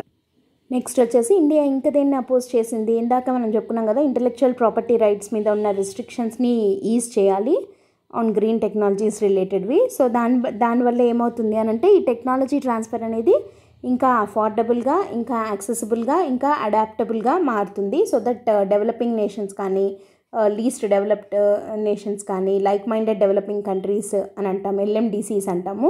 సో వీళ్ళందరికీ ఇది హెల్ప్ అవుతుంది అని చెప్పి ఇండియా చెప్పడం జరిగిందనమాట. And demanded for global climate action. So India ఓవరాల్గా ఏం చెప్తోంది అని అంటే మొత్తం గ్లోబల్ క్లైమేట్ యాక్షన్ అనేది it is based on India emphasised for mutual trust and commitment. ఎవరి దగ్గర నుంచి, డెవలప్డ్ కంట్రీస్ దగ్గర నుంచి దేనికోసము కమిట్మెంట్ కావాలి, to fulfil there financial and climate commitments. అంటే మీరు ఏదైతే కమిట్ అయ్యారో సో ఆ క్లైమేట్ కమిట్మెంట్స్ని ఫుల్ఫిల్ చేయండి, యాజ్ వెల్ యాజ్ ఫైనాన్షియల్గా డెవలపింగ్ కంట్రీస్కి సపోర్ట్ చేస్తాము అన్నది సపోర్ట్ చేయండి. సో అప్పుడు మాత్రమే గ్లోబల్ క్లైమేట్ ఫైట్ అనేది, గ్లోబల్ క్లైమేట్ ట్రాన్సిషన్ అనేది జస్ట్గా ఉంటుంది, అంటే న్యాయబద్ధంగా ఈక్విటబుల్గా ఉంటుంది, మనం ప్రాపర్గా ఫైట్ చేయగలుగుతాము అని చెప్పి ఇండియా ఓవరాల్గా చెప్పడం జరిగిందనమాట. సో ఇక్కడ సమ్మరీ ఏంటి, COP29లో ఇండియా ఓవరాల్గా మూడిటి గురించి స్ట్రెస్ చేయడం జరిగింది. ఒకటి వచ్చేసి మిటిగేషన్ వర్క్ ప్రోగ్రామ్ని అపోజ్ చేసింది, ఎందుకంటే అది టాప్ డౌన్ అప్రోచ్లో ఉంది కాబట్టి. అండ్ రెండోది వచ్చేసి జస్ట్ ట్రాన్సిషన్. ఇండియా ఏం చేసింది, emphasized it advocated for a broader understanding of just transition, అది రెండోది. సో మూడోది వచ్చేసి ఏంటి అని అంటే India's intervention on climate change mitigation. So climate change mitigation గురించి ప్రీ-2030 యాక్షన్, 2020 to 2030 డెకేట్ అనేది చాలా ఇంపార్టెంట్. కాబట్టి డెవలప్డ్ కంట్రీస్ ఇంటలెక్చువల్ ప్రాపర్టీ రైట్స్కి సంబంధించి ఆ రిస్ట్రిక్షన్స్ని వాటిని ఈజ్ చేయండి అని చెప్పింది. అండ్ వాటి ఫైనాన్షియల్ ఇంకా క్లైమేట్ కమిట్మెంట్స్ని ఫుల్ఫిల్ చేయమని చెప్పింది అనమాట. సో ఈ 3 పాయింట్ల మీద ఇండియా డీటెయిల్డ్గా స్ట్రెస్ చేయడం జరిగింది అట్ COP29 ఇన్ అజర్బైజాన్ బాకులో. సో ఇప్పుడు ఈ మూడింటివి మనం సమ్మరీ డిస్కస్ చేసాము. వీటికి సంబంధించి మీకు ఇంకా కొంచెం డీటెయిల్గా నోట్స్ కావాలి అని అనుకుంటే ఇక్కడ 4, 5, 6 ఆర్టికల్స్ మనం నోట్స్లో ఇవ్వడం జరిగింది, ఒకసారి చూడండి. ఏదైనా డౌట్స్ ఉంటే మీరు మెసేజ్ చేయండి, కామెంట్ చేయండి, ఇంకా డీటెయిల్డ్గా నేను ఎక్స్ప్లెయిన్ చేస్తాను, ఓకేనా. సో ఇక్కడ ఏంటి, 4th వన్ వచ్చేసి India standard COP29, it is regarding ఇందాక చెప్పుకున్నాం కదా మిటిగేషన్ వర్క్ ప్రోగ్రామ్. ఫస్ట్ది 4th టాపిక్ ఇక్కడ ఇందాక చెప్పుకున్న ఫస్ట్ దాని గురించి. సో ఇక్కడ డీటెయిల్డ్గా ఉంది. ఇంకా నెక్స్ట్ ఇక్కడున్న 5th ఏంటి అని అంటే it is on just transition గురించి మనం చెప్పుకున్నాం కదా, ఇది 5th వన్, ఓకే. సో ఇదొకటి. అండ్ 6th ఆర్టికల్ వచ్చేసి it is about climate change mitigation అని చెప్పుకున్నాం కదా, దీనికి సంబంధించి 6th వన్. సో ఈ 4, 5, 6 యొక్క సమ్మరీ మీకు ఇందాక ఎక్స్ప్లెయిన్ చేయడం జరిగింది, ఓకే. 7th ఆర్టికల్గా ఆ మూడిటి యొక్క సమ్మరీ అనేది ఇవ్వడం జరిగిందనమాట, okay. So for more detail notes you can go through the PDF, okay. Very important topic COP29. ఒకసారి జాగ్రత్తగా ప్రతి ఒక్క పాయింట్ చూడండి, దేన్ని ఇండియా అపోజ్ చేసింది, దేన్ని ఓకే చేసింది, వాట్ ఈస్ ద రీజన్ అనేది వెరీ వెరీ ఇంపార్టెంట్ అనమాట, ఓకేనా. సో మనకి ఇది ఎట్లా రావచ్చు క్వశ్చన్స్ దీని మీద అని అంటే మెయిన్స్ క్వశ్చన్స్ కూడా రావచ్చు. ఎందుకంటే లైక్ ఇప్పుడు మీథేన్ ఎమిషన్ కట్ గురించి పోయినసారి COP సమ్మిట్లో ఇండియా డినై చేసింది, దానికి రీజన్స్ ఏంటి అని చెప్పి ఒక మెయిన్స్ క్వశ్చన్ కూడా వచ్చింది ప్రీవియస్ ఇయర్లో. సో కాబట్టి ఇట్లాంటి వాటి మీద ఇండియా వేటిని డెనీ చేసింది, లేదా ఓవరాల్గా COP29లో ఇండియా రోల్, క్లైమేట్ యాక్షన్కి COP29 ఎంత ఇంపార్టెంట్, దాంట్లో తీసుకున్న ఇనిషియేటివ్స్ ఏమేమి ఉన్నాయి, వాటి మీద ఇండియా స్టాండ్ ఏంటి, ఈ 3 ఇనిషియేటివ్లు దాని మీద ఇండియా స్టాండ్ ఏంటి అన్నది క్లియర్ కట్గా నోట్స్ చేసి పెట్టుకొని రివిజన్ చేసుకొని ఉండండి, okay. So let us move on to the next article కూడా రిలేటెడ్ టు ఎన్విరాన్మెంటే. అదేంటంటే 56th tiger reserve of the country was notified in Chhattisgarh. దాని పేరు వచ్చేసి గురు ఘాసీదాస్ తమోర్ పింగ్లా టైగర్ రిజర్వ్, ఛత్తీస్గఢ్లో నోటిఫై చేయడం జరిగింది దీన్ని. ఇది 56th టైగర్ రిజర్వ్ అనమాట ఇండియాలో. సో దీని ఏరియా ఎంత అంటే 2829 స్క్వేర్ కిలోమీటర్స్ అనమాట. సో ఇది ఇండియాలోనే 3rd largest tiger reserve in the country. దేని తర్వాత దానికన్నా ముందున్న రెండేవి అని అంటే, ఫస్ట్ది వచ్చేసి నాగార్జునసాగర్ శ్రీశైలం టైగర్ రిజర్వ్, రెండోది మానస్ టైగర్ రిజర్వ్. అండ్ ఈ గురు ఘాసీదాస్ తమోర్ పింగ్లా టైగర్ రిజర్వ్ అనేది 3rd largest in the country అనమాట. సో దీంట్లో క్రిటికల్ హ్యాబిటాట్ ఎంత అంటే అరౌండ్ 2049 స్క్వేర్ కిలోమీటర్స్ ఉంటుంది. అండ్ బఫర్ జోన్ వచ్చేసి 780 స్క్వేర్ కిలోమీటర్స్ ఉంటుంది. ఇంత డెప్త్గా మనకు అక్కర్లేదు. అండ్ ఇది ఎక్కడుంది అని అంటే Manendragarh, Chirmiri, Bharatpur, Korea, Surajpur and Balrampur districts of Chhattisgarh, మొత్తానికి ఛత్తీస్గఢ్ స్టేట్కి సంబంధించిండేది ఈ 56th టైగర్ రిజర్వ్. సో ఇది సంజయ్ దుబ్రీ టైగర్ రిజర్వ్ మధ్యప్రదేశ్ ఉంది కదా, సో అది ఒక పక్క ఉంటుంది. సో దానికి సంబంధించి ఇది ఒక కంటిగ్యూయస్ కన్జర్వేషన్ ఏరియాగా దీన్ని డెవలప్ చేయడం జరిగిందనమాట. So it is also connected to Bandhavgarh tiger reserve in Madhya Pradesh to the west and Palamau tiger reserve in Jharkhand to the east. So ఇది ఒక కంటిగ్యూయస్ అంటే ఒక లైక్ అన్నీ ఇట్లా పక్కకు ఉంటాయి కదా. సో అట్లా దీని వెస్ట్కి వచ్చేసి బాంధవ్గఢ్, దీని ఈస్ట్కి వచ్చేసి పాల్మావు టైగర్ రిజర్వ్ ఉంటుంది. బాంధవ్గఢ్ వచ్చేసి మధ్యప్రదేశ్లోది, పాల్మావు వచ్చేసి జార్ఖండ్ది. సో ఈ రెండింటికి మిడిల్లో ఈ గురు ఘాసీదాస్ తమోర్ పింగ్లా టైగర్ రిజర్వ్ ఉంది. అండ్ దీని పక్కకే సంజయ్ దుబ్రీ టైగర్ రిజర్వ్ కూడా మధ్యప్రదేశ్ది అది ఉందన్నమాట. అండ్ నెక్స్ట్ ఇక్కడ దీని ఇంపార్టెన్స్ ఏంటి అని అంటే, జూలాజికల్ సర్వే ఆఫ్ ఇండియా వాళ్ళ ప్రకారము ఈ పర్టికులర్ టైగర్ రిజర్వ్లో 753 స్పీసీస్ ఉన్నాయి గురు ఘాసీదాస్ దాంట్లో 230 బర్డ్ స్పీసీస్ ఉన్నాయి అండ్ 55 మమ్మల్ స్పీసీస్ ఉన్నాయి. అండ్ వాటిల్లో కూడా చాలా థ్రెటెండ్వి IUCN లిస్ట్లో థ్రెటెండ్ కేటగిరీ కింద ఉన్నవి చాలా ఉన్నాయన్నమాట. అండ్ సో ఈ గురు ఘాసీదాస్ది యాడ్ అవ్వడంతో ఛత్తీస్గఢ్లో ఇప్పుడు మొత్తం ఎన్ని టైగర్ రిజర్వ్స్ ఉన్నాయంటే 4 టైగర్ రిజర్వ్స్ ఉన్నాయి. సో ఇది మనకి టైగర్ రిజర్వ్స్ అనేవి దేని కిందకి వస్తుంది, ప్రాజెక్ట్ టైగర్ కింద, నేషనల్ టైగర్ కన్జర్వేషన్ అథారిటీ ఉంది కదా NTCA, సో దాని కిందకి వెళ్తుంది. ఓవరాల్గా ఛత్తీస్గఢ్లో ఇప్పుడు టోటల్ 4 టైగర్ రిజర్వ్స్ ఉన్నాయి. 4th one was newly added one and ఇండియాలో 56th. అండ్ ఇండియాలో ఏరియా వైజ్ లార్జెస్ట్ ఏది అని అంటే 3rd లార్జెస్ట్ ఇది గురు ఘాసీదాస్ తమోర్ పింగ్లా టైగర్ రిజర్వ్ అనమాట. ఫస్ట్ వచ్చేసి నాగార్జునసాగర్ శ్రీశైలం, రెండోది వచ్చేసి Manas tiger reserve. Okay, so ఇది 8th article. Let's move to the next one. Next ఇది very very important, one day one genome initiative. ఇది కూడా SNTలో బయోటెక్నాలజీ అనే ఒక టాపిక్ ఉంటుంది కదా మనకి, బయో అండ్ నానో టెక్నాలజీస్ ఒక చాప్టర్ కిందికి వస్తాయి. సో దాంట్లో బయోటెక్నాలజీ కిందికి వస్తుంది. వెరీ వెరీ ఇంపార్టెంట్ అనమాట ఇది. So one day one genome initiative అనేది కొత్తగా డిపార్ట్మెంట్ ఆఫ్ బయోటెక్నాలజీ వాళ్ళు along with brick biotechnology research and innovation council, so వీళ్ళు ఈ వన్ డే వన్ జీనోమ్ అనే ఇనిషియేటివ్ని స్టార్ట్ చేయడం జరిగింది. సో ఈ వన్ డే వన్ జీనోమ్ అనే ఇనిషియేటివ్ దేనికోసము అంటే, మనకి మైక్రో ఆర్గానిజమ్స్ లాంటి చిన్న చిన్న లివింగ్ థింగ్స్ ఉంటాయి కదా, లైక్ బ్యాక్టీరియా ఇట్లాంటివన్నీ, అవి మన ప్లానెట్కి కానీ మనకు కానీ ఎంత ఇంపార్టెంట్ అనేది తెలియజెప్పడం కోసం అని చెప్పి తీసుకొని వచ్చిన ఇనిషియేటివే one day one genome initiative. అసలు ఏంటిది, ఇది ఎప్పుడు స్టార్ట్ అయింది అని అంటే, యాక్చువల్గా ఇది November 9th అనౌన్స్ చేశారనమాట దీన్ని. ఎందుకు అనంటే, ఈ బ్రిక్ అన్నాం కదా ఇందాక మనము technology research and innovation council, ఇది పెట్టి 1 year అయింది, ఫస్ట్ ఫౌండేషన్ డే అనమాట. సో ఆ సందర్భంగా న్యూఢిల్లీలోని నేషనల్ ఇన్స్టిట్యూట్ ఆఫ్ ఇమ్యూనాలజీ, ఇవి ఎక్కడున్నాయని కూడా ఒక్కొక్కసారి అడుగుతుంటారు స్టాటిక్ పార్ట్ లాగా, అంటే సివిల్స్కి కాదు జనరల్గా questions. So NII national institute of immunology న్యూఢిల్లీలో ఉంది. న్యూఢిల్లీలో భాగంగా NIIలో భాగంగా ఉన్న బ్రిక్ యొక్క ఫస్ట్ ఫౌండేషన్ డే సందర్భంగా one day one genome initiative అనే దాన్ని స్టార్ట్ చేయడం జరిగింది. అయితే దీంట్లో మైక్రో ఆర్గానిజమ్స్ యొక్క ఇంపార్టెన్స్ని చెప్పడానికి అని అన్నాం, for planet and for hour lives అని. సో అసలు ఈ మైక్రో ఆర్గానిజమ్స్ ఎందుకు ఇంపార్టెంట్ అంటే, ఫస్ట్ ఎన్విరాన్మెంట్కి ఎందుకు ఇంపార్టెంట్ చూద్దాం, తర్వాత అగ్రికల్చర్కి ఎందుకు, తర్వాత మనకి హ్యూమన్ హెల్త్కి ఎందుకు అనేవి విడివిడిగా చూద్దాం. ఓకే, ఎన్విరాన్మెంట్కి దేనికి, మైక్రో ఆర్గానిజమ్స్ మన ప్లానెట్కి చాలా రకాలుగా హెల్ప్ చేస్తాయి.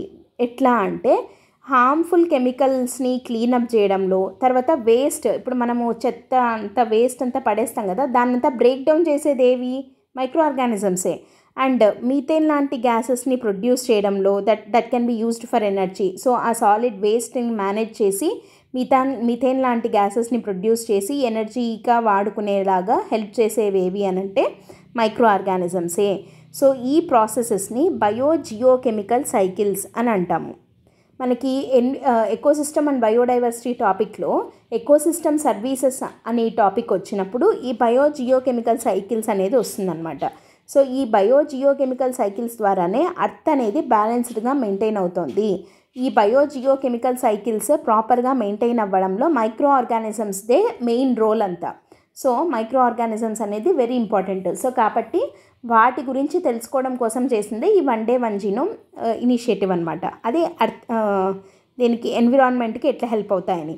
ఇప్పుడు అగ్రికల్చర్లో ఎట్లా హెల్ప్ చేస్తాయి, అగ్రికల్చర్ అంటే ఫార్మింగ్లో ఎట్లా హెల్ప్ చేస్తాయి అని అంటే నైట్రోజన్ ఫిక్సేషన్లో ఇట్లాంటి వాటిల్లో అంటే న్యూట్రియంట్స్ని లైక్ నైట్రోజన్ లాంటి న్యూట్రియంట్స్ని యాడ్ చేసి సాయిల్ క్వాలిటీని ఇంకా ఇంప్రూవ్ చేయడంలో అండ్ ప్లాంట్స్ వాటర్ని మినరల్స్ని బాగా కన్జ్యూమ్ చేసేలాగా చేయడంలో ఇట్లాంటి వాటిల్లో మైక్రో ఆర్గానిజమ్సే కదా హెల్ప్ చేస్తాయి.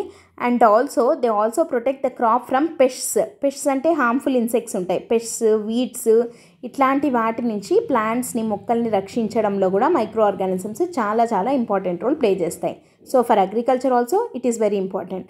నెక్స్ట్ ఫర్ హ్యూమన్ హెల్త్ ఎందుకు ఇంపార్టెంట్ అంటే మనకి your body has more micro organisms than human cells. మన బాడీలో హ్యూమన్ సెల్స్ కన్నా మైక్రో ఆర్గానిజమ్సే ఎక్కువ ఉంటాయి. సో ఇవి దేనికి హెల్ప్ చేస్తాయి అని అంటే మనం తిన్నది అరగడానికి, to help you digest the food and మన ఇమ్యూన్ సిస్టమ్ని స్ట్రెంథెన్ చేయడానికి, ఈవెన్ మన బ్రెయిన్ హెల్తీగా ఉండడానికి కూడా కొన్ని మైక్రో ఆర్గానిజమ్స్ నెసెసరీ అవుతాయి. మన బాడీలో ఉండాలి. కొన్ని వచ్చేసి మనల్ని సిక్గా చేస్తాయి, కానీ కొన్ని వచ్చేసి హార్మ్ఫుల్ జెమ్స్ నుంచి మనల్ని ప్రొటెక్ట్ చేస్తాయి అన్నమాట. అంటే మంచివి ఉంటాయి యాజ్ వెల్ యాజ్ మంచివి కాని మైక్రో ఆర్గానిజమ్స్ కూడా ఉంటాయి. కానీ మంచిగా ఉండే మైక్రో ఆర్గానిజమ్స్ కూడా ఎక్కువగా ఉంటాయి. మోర్ దాన్ హ్యూమన్ సెల్స్ మన బాడీలో మైక్రో ఆర్గానిజమ్సే ఎక్కువగా ఉంటాయి అన్నమాట. సో ఇట్లాంటి మైక్రో ఆర్గానిజమ్స్ ఎన్విరాన్మెంట్కి కానీ హ్యూమన్ హెల్త్కి కానీ అగ్రికల్చర్కి కానీ ఇన్ని రకాల యూజెస్ ఉన్నాయి కదా. మరి వాటి గురించి తెలుసుకోవాల్సిన అవసరం ఉంది కాబట్టి స్టార్ట్ చేసిందే ఈ 1 Day 1 Genome ఇనిషియేటివ్.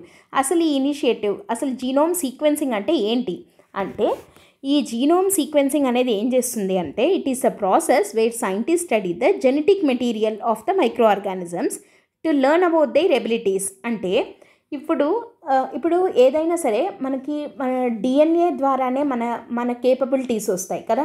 అంటే లైక్ వాళ్ళ ఫాదర్ లాగా లేదా వాళ్ళ మదర్ లాగా కలర్ వచ్చింది, లేదా వాళ్ళ మదర్ లాగా ఒక స్కిల్ ఏదన్నా వచ్చింది, ఒక సింగర్ అంటే ఆ సింగింగ్ స్కిల్స్ వచ్చాయి. అట్లా ఏదైనా సరే డిఎన్ఏ ద్వారా అంటే జెనెటిక్ మెటీరియల్ అనేది మనం ఇన్హెరిట్ చేసుకుంటాం కాబట్టి ఆ పేరెంట్ మెటీరియల్ మన లోపలికి వస్తుంది త్రూ డిఎన్ఏ. సో అంటే ఆ డిఎన్ఏ ద్వారా ఆ మైక్రో ఆర్గానిజమ్స్ యొక్క ఎబిలిటీస్ని కనుక్కోగలుగుతారు సైంటిస్టులు.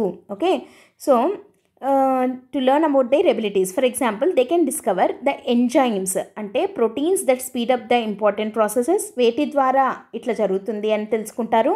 అండ్ యాంటీబయాటిక్ రెసిస్టెన్స్, ఇది వెరీ వెరీ ఇంపార్టెంట్. ఇది మనం ఏమనంటే కదా antimicrobial resistance, antibiotic resistance అని చెప్పి. So how bacteria survive medicines that kill the germs. So జర్మ్స్ని కిల్ చేసే మెడిసిన్స్ని ఈ బ్యాక్టీరియా ఎలా తట్టుకుంటున్నాయి అనేది తెలుసుకోవడము, ఇవంతా కూడా జీనోమ్ సీక్వెన్సింగ్ చేస్తే తెలుస్తుందన్నమాట. So special chemicals that might help fight against the diseases or to clean the environment. Genome sequencing చేస్తే ఇప్పుడు వాటిల్లో ఉండే కేపబిలిటీస్ని తెలుసుకొని వాటిని మనం ఎక్కడ వాడాలో అక్కడ వాడగలుగుతాం. So it can help to clean the environment. అట్లా ప్రాపర్గా ఎక్కడ యూటిలైజ్ చేయాలో అక్కడ చేసుకోగలుగుతాం అనమాట. సో కాబట్టి ఈ నాలెడ్జ్ ద్వారా మనము ఎన్విరాన్మెంట్ని ప్రొటెక్ట్ చేసుకోవచ్చు. సో ఫార్మింగ్ టెక్నిక్స్ని ఇంప్రూవ్ చేసుకోవచ్చు, ఇంకా better medicines and health care సొల్యూషన్స్ని తయారు చేసుకోవచ్చు. సో కాబట్టి ఇన్ని ఉపయోగాలు ఉన్నాయి కాబట్టి ఇనిషియేటివ్ని స్టార్ట్ చేసాం. సో ఈ ఇనిషియేటివ్ ఎట్లా పనిచేస్తుంది అంటే 1 Day 1 Genome అన్నాం కదా. అంటే ఏంటి అని అంటే సైంటిస్టులు they will fully sequence and study 1 type of bacteria every day. కొన్ని వేల లక్షల బ్యాక్టీరియాస్ టైప్స్ ఆఫ్ బ్యాక్టీరియాస్ ఉంటాయి. సో వాటిల్లో రోజుకొక బ్యాక్టీరియాని సీక్వెన్సింగ్ చేసి దాని యొక్క కేపబిలిటీస్ని ఐడెంటిఫై చేస్తారు సైంటిస్టులు. This will be made available to everyone including students, researchers, industries. So వాటికి ఇప్పుడు ఈ బ్యాక్టీరియా ఉంది, దీని పర్టికులర్ కేపబిలిటీ ఇది, దీనివల్ల ఇవి హెల్ప్ అవ్వచ్చు అని చెప్పి వాళ్ళు ఒక ఇన్ఫర్మేషన్ని రిలీజ్ చేస్తే which can be available for students లేదా రీసెర్చర్స్ లేదంటే ఇండస్ట్రీస్, వాటికి తగినవి అని అనుకున్నప్పుడు వాళ్ళ ఆ ఇన్ఫర్మేషన్ని యూటిలైజ్ చేసుకొని వాళ్ళ యూజెస్కి ఆ బ్యాక్టీరియాని పర్టికులర్ బ్యాక్టీరియాని యూజ్ చేసుకుంటారు కదా. బ్యాక్టీరియానే కాదు, అదే మైక్రో ఆర్గానిజమ్స్ని యూజ్ చేసుకుంటారు. And these findings will include summaries, pictures and easy to understand explanations. So కాబట్టి ఏంటి, ఆ మైక్రో ఆర్గానిజమ్స్ గురించి పీపుల్ బాగా అర్థం చేసుకుంటారు, which can be used for different purposes. మరి అసలు ఇదంతా చేస్తున్నది ఎవరు అని అంటే it is managed by brick, already చెప్పాం కదా, brick and national institute of biomedical genomics అని చెప్పి ఉంది. ఇవి రెండు కూడా డిపార్ట్మెంట్ ఆఫ్ బయోటెక్నాలజీ కిందకి వెళ్తాయి అనమాట. సో వీళ్ళిద్దరూ కలిపి ఈ ప్రాజెక్ట్ని తీస్తున్నారు. సో మెయిన్ ఏంటి అని అంటే రోజుకొక బ్యాక్టీరియాని జీనోమ్ సీక్వెన్సింగ్ చేయడం అనేది 1 Day 1 Genome ఇనిషియేటివ్.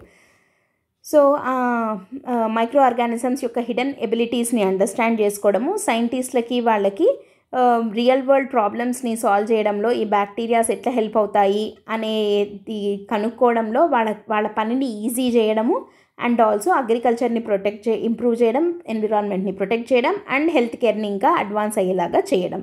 సో ఇది 1 Day 1 Genome ఇనిషియేటివ్ యొక్క బెనిఫిట్స్ లేదా దాని ఆబ్జెక్టివ్స్, దాని యొక్క intention. Okay, let us move on to the next article. Next one వచ్చేసి Bharat NCX 2024. Very very very important article ఇది. ఈ భారత్ NCX 2024 అనేది ఇండియా యొక్క cyber security exercise. Bharat NCX అంటే Bharat national cyber security exercise 2024. ఓకేనా. సో ఇది దేనికి అంటే ఇండియా యొక్క సైబర్ సెక్యూరిటీ ప్రిపేర్డ్నెస్ని పెంచడానికి. అంటే మనం సైబర్ సెక్యూరిటీ థ్రెట్స్ని చాలా ఎదుర్కొంటున్నాము. సో దానికి అట్లాంటి సైబర్ సెక్యూరిటీ థ్రెట్స్ నుంచి ఇండియా ప్రిపేర్డ్గా ఉండడం కోసం తీసుకొని వచ్చిన initiative Bharat NCX, that is Bharat national cyber security exercise అనమాట. దీన్ని నేషనల్ సెక్యూరిటీ కౌన్సిల్ సెక్రటేరియట్ వాళ్ళు ఇనాగ్రేట్ చేయడం జరిగింది in partnership with Rashtriya Raksha university RRUతో కలిసి. ఓకే, ఇదేంటి అంటే యాక్చువల్గా ఒక ప్రోగ్రామ్, ఒక కాన్క్లేవ్ లాంటిది అనమాట.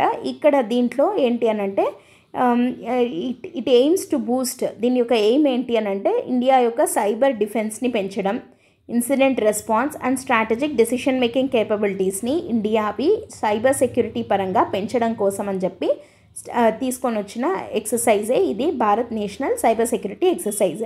సో దీనికి హైలైట్స్ ఏంటి అని అంటే ఈ ఎక్సర్సైజ్లో ఎవరెవరు పార్టిసిపేట్ చేస్తారు అని అంటే different cyber security professionals, so leaders వీళ్ళందరూ కలిసి ఎవాల్వింగ్ సైబర్ థ్రెట్స్ ఏమున్నాయి. సపోజ్ ఫర్ ఎగ్జాంపుల్ ఈ మధ్య మనం విపరీతంగా వింటున్నవి డిజిటల్ అరెస్ట్లు అని వింటున్నాం. సో ఇట్లాంటి సైబర్ థ్రెట్స్ నుంచి మనం కౌంటర్ చేయడానికి, ఎఫెక్టివ్గా కౌంటర్ చేయాలి అంటే ఏం చేయాలి అనే దాని గురించి డిస్కస్ చేస్తారు. అండ్ ఆల్సో సైబర్ క్రైసిస్ని హ్యాండిల్ చేయడానికి మన కంట్రీని ఇంకా స్ట్రెంథెన్ చేయడం, మన మెకానిజంని స్ట్రెంథెన్ చేసుకోవడం ఎట్లా అనేది ఇక్కడ డిస్కస్ చేయడం జరుగుతుంది. ఇది ఫస్ట్ ఎవర్ ఎక్సర్సైజ్ అనమాట భారత్ NCX 2024. దీని యాక్టివిటీస్ ఏంటి, ఇక్కడ ఏం చేస్తారు అంటే టెక్నికల్ ట్రైనింగ్ ఇవ్వడం జరుగుతుంది సైబర్ డిఫెన్స్ మీద, వాటి మీద. తర్వాత లైవ్ సిమ్యులేషన్స్ అంటే రియల్ వరల్డ్ సినారియోస్, అంటే ఇప్పుడు IoT systems, IT and operation technology వాటి మీద ఏదైనా సపోజ్ ఒక సైబర్ అటాక్ జరిగింది అనుకోండి, అప్పుడు మీరు ఎట్లా చేస్తారు అని ఒక రియల్ వరల్డ్ సినారియో లాంటిది క్రియేట్ చేసి, సిమ్యులేషన్ అంటాం కదా.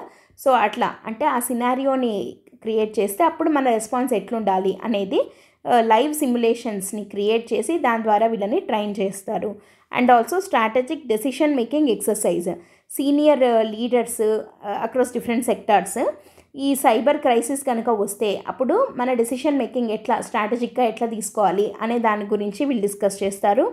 అండ్ ఇక్కడ CISO's కాన్క్లేవ్ అంటే platform for chief information security officers, CISO అంటే. సో వీళ్ళు ఏంటి అని అంటే ఈ ఇన్ఫర్మేషన్ సెక్యూరిటీ ఆఫీసర్స్ ఏం చేస్తారంటే వాళ్ళ ఇన్సైట్స్ని, అంటే వాళ్ళకి తెలిసిన వాళ్ళ నాలెడ్జ్ని, తర్వాత ప్రజెంట్ అవుతున్నటువంటి ట్రెండ్స్ ఏంటి అండ్ సైబర్ సెక్యూరిటీ పరంగా గవర్నమెంట్ తీసుకుంటున్న ఇనిషియేటివ్స్ ఏంటి, వీటన్నిటి గురించి ఈ చీఫ్ ఇన్ఫర్మేషన్ సెక్యూరిటీ ఆఫీసర్స్ అందరూ కలిసి ఒక చోట సిఐఎస్ఓస్ అందరూ కలిసి ఒక కాన్క్లేవ్ లాగా, ఒక మీటింగ్ లాగా పెట్టుకొని డిస్కస్ చేయడం జరుగుతుంది. And cyber security startup exhibition అంటే ఏంటి? ఈ సైబర్ ఇన్ఫ్రాస్ట్రక్చర్ని ఇంకా స్ట్రెంథెన్ చేయడం కోసము పెట్టినటువంటి స్టార్టప్స్ వాళ్ళ ఐడియాస్ వాటిని అక్కడ ఎగ్జిబిట్ చేయడం జరుగుతుందన్నమాట. సో ఓవరాల్గా ఏంటి అని అంటే ఈ భారత్ NCX 2024 దేనికి సంబంధించింది అని అడగచ్చు. అది దేనికి సంబంధించింది అంటే ఇండియా యొక్క సైబర్ ఎకోసిస్టమ్ని, సైబర్ డిఫెన్స్ ఎకోసిస్టమ్ని స్ట్రెంథెన్ చేయడం కోసం తీసుకొని వచ్చినటువంటి ఎక్సర్సైజ్ ఇది. ఓకేనా? సో దీని సిగ్నిఫికెన్స్ ఏంటి అంటే it demonstrates India's commitment to building robust cyber security framework by fostering the collaboration, innovation and skill enhancement to counter increasingly sophisticated cyber threats. విపరీతంగా పెరిగిపోతున్నాయి సైబర్ థ్రెట్స్. సో వీటిని ఎదుర్కోవడంలో ఇన్నోవేషన్, తర్వాత స్కిల్ ఎన్హాన్స్మెంట్ చేయడము, తర్వాత multiple players తోటి collaborate అవ్వడము, ఇవన్నీ చేయడం కోసం ఒక కాన్క్లేవ్ లాగా ఏర్పడి ఎక్సర్సైజ్ లాగా చేయడం జరిగింది. దట్ ఈస్ భారత్ NCX 2024 అనమాట. ఓకేనా? సో ఇది ఇంక్రీజింగ్ సైబర్ క్రైమ్స్ లేదా సైబర్ థ్రెట్స్, ఎవాల్వింగ్ థ్రెట్స్, ఈ డిజిటల్ అరెస్ట్ అనేది విపరీతంగా న్యూస్లో ఉంది కాబట్టి సైబర్ క్రైమ్స్ రిలేటెడ్ క్వశ్చన్ని ఖచ్చితంగా మనము ఎక్స్పెక్ట్ చేయొచ్చు. సో అట్లాంటప్పుడు మనం వే ఫార్వర్డ్ అని రాస్తాం కదా, అంటే సైబర్ థ్రెట్స్ ఎట్లుంటాయి, దాని కాజెస్ ఏంటి, కాన్సిక్వెన్సెస్ ఏంటి, ఎట్లా జరుగుతున్నాయి, టైప్స్ ఏంటి, ఇవంతా రాసేటప్పుడు మరి గవర్నమెంట్ ఇనిషియేటివ్స్ ఏం తీసుకుంటోంది వీటిని ప్రివెంట్ చేయడానికి లేదా వీటిని ఎదుర్కోవడానికి అని అన్నప్పుడు ఖచ్చితంగా మనము ఈ భారత్ NCX 2024 అనే పాయింట్ని ఆన్సర్లో రాసి తీరాలి. బికాస్ ఇది వెరీ లేటెస్ట్గా జరిగింది కాబట్టి. Okay, let us move on to the next article. 11th article వచ్చేసి launch of India's first indigenous antibiotic nafithromycin అని ఇండియా ఫస్ట్ ఇండిజినస్ యాంటీబయాటిక్. ఇప్పటి వరకు యాంటీబయాటిక్స్ ఇండియాలో తయారు చేసినవి లేవు. ఇండియా యొక్క ఫస్ట్ ఇండిజినస్ యాంటీబయాటిక్ ఏది అని అంటే నెఫిత్రోమైసిన్ దాని పేరు. సో దీన్ని లాంచ్ చేయడం జరిగింది. సో దాని గురించి కొన్ని ఇంపార్టెంట్ పాయింట్స్ని చూద్దాము. India's first indigenously developed antibiotic nafithromycin, కానీ దాని ట్రేడ్ నేమ్ వచ్చేసి మిక్నాఫ్. అంటే యాక్చువల్గా అది ఫార్ములా, అంటే లైక్ మెయిన్ది ఏంటి అంటే నెఫిత్రోమైసినే, కానీ దాని ట్రేడ్ నేమ్ అంటే ఇప్పుడు ట్యాబ్లెట్ పేరు ఏమని, యాంటీబయాటిక్ పేరు ఏమని ఉంటుంది అంటే మిక్నాఫ్ అని ఉంటుందన్నమాట. ఓకేనా? సో ఇది దేనిని అడ్రస్ చేయడానికి, ఈ యాంటీబయాటిక్ ఏ డిసీజ్ గురించి మనం వాడచ్చు అని అంటే it addresses community acquired bacterial pneumonia, CABP అంటాం, న్యూమోనియాని అడ్రస్ చేయడానికి, అండ్ యాంటీమైక్రోబియల్ రెసిస్టెన్స్ AMR. ఓకేనా? Targeting drug resistant infections. అంటే AMR అంటే ఏంటి? ఇప్పుడు యాంటీబయాటిక్స్ అనేవి ప్రాపర్గా ఒక డోసేజ్ లాగా వాడాలి, మనకు తెలిసిందే. అట్లా ఒకవేళ ఇప్పుడు సపోజ్ ఒక 10 days కోర్స్ అన్నారనుకోండి, ఒక 1 week వాడి మనకి ఫీవరో ఏదో ఉండింటుంది, అది తగ్గిపోయింది కదా అని చెప్పి మనం ఆ డోస్ని మనము మధ్యలో బ్రేక్ చేసేస్తాం, వాడం. అట్లా అయితే ఏమవుతుంది అని అంటే లోపల ఉన్నది ఆ మెడిసిన్కి ఆ బ్యాక్టీరియా డ్రగ్ రెసిస్టెంట్గా తయారవుతుంది. అప్పుడు ఏమవుతుంది, ఇంకోసారి మనకు ఫీవర్ వస్తే మనం అదే మెడిసిన్ కనుక తీసుకుంటే ఇంకా ఆ మెడిసిన్ ఈ బ్యాక్టీరియాని ఏమీ కిల్ చేయలేదు, బికాస్ ఈ బ్యాక్టీరియా ఏదైతే ఉందో అది ఈ డ్రగ్కి రెసిస్టెంట్గా తయారైంది. అట్లా ఎక్కువ అయితే ఏమవుతుంది, యాంటీమైక్రోబియల్ రెసిస్టెన్స్ అంటే ఏంటి అంటే ఇంకా మీదట యాంటీబయాటిక్స్ అనేవే అసలు బాడీకి పని చేయకుండా అయిపోతాయి అన్నమాట. అట్లాంటప్పుడు ఏమవుతుందంటే ఈవెన్ ఎంత డేంజరస్ సిచ్యువేషన్కి మనం వెళ్తాము అని అంటే దీన్ని AMRని కనుక మనం కంట్రోల్ చేయకపోతే ఈవెన్ జలుబు చేస్తే కూడా మనిషి చనిపోయే ప్రమాదం ఉండే స్టేజ్కి వెళ్ళిపోవాల్సి వస్తుంది. సో AMRని, యాంటీమైక్రోబియల్ రెసిస్టెన్స్ని ఇమీడియట్గా అడ్రస్ చేయాల్సిన అవసరం ఉంది అని చెప్పి మనము చాలాసార్లు మనం ఆర్టికల్స్లో చెప్పుకున్నాము. వన్ హెల్త్ అప్రోచ్ అని చెప్పి చెప్పుకోవడం జరిగింది కదా.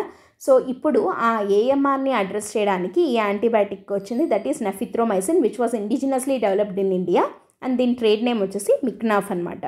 అండ్ దీని ఎఫికసీ ఏంటి, సేఫ్టీ ఏంటి అని అంటే ఇది అజిత్రోమైసిన్ అని మనం ఆల్రెడీ యాంటీబయాటిక్ కోవిడ్ అప్పుడు విపరీతంగా వాడేవాళ్ళు. అజిత్రోమైసిన్ కాఫ్ ఇట్లా ఏదన్నా థ్రోట్ పెయిన్ అట్లా వస్తే యాంటీబయాటిక్ అజిత్రోమైసిన్ని వాడతారు. సో దానికన్నా ఎగ్జిస్టింగ్ యాంటీబయాటిక్స్ లైక్ అజిత్రోమైసిన్ కన్నా కూడా 10 times మోర్ ఎఫెక్టివ్గా పనిచేస్తుంది ఈ నెఫిత్రోమైసిన్.